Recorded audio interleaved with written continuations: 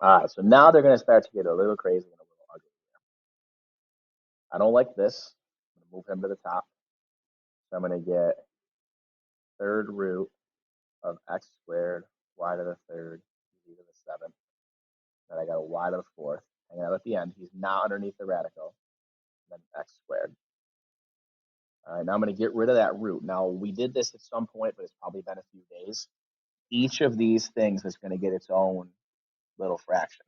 So x, y, z is each getting its own fractional exponent.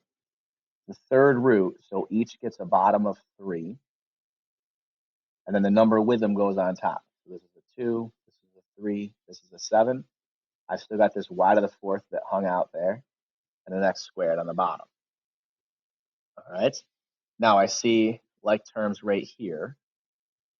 So I'm going to do y to the 3 over 3 times y to the fourth. That's going to add the exponents. All right. And maybe you're noticing that 3 over 3 is 1.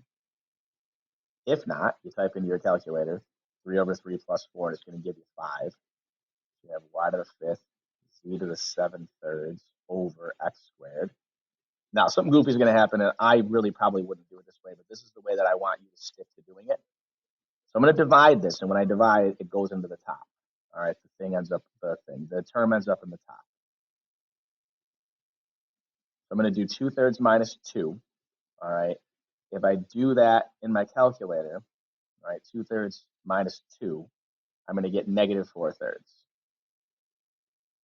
All right, this should be over 1 because hang on, back up. Should get that. All right, now I have this right here. All right, I have that right there, which is a negative exponent. It cannot do that.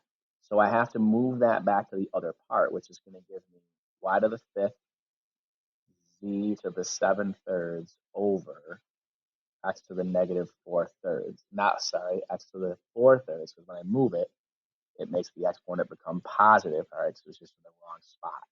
So again, I probably wouldn't do that way. I probably would realize right away that the 4 thirds needs to end up in the bottom, but that's just extra stuff to remember. Stick to this system. It works the easiest.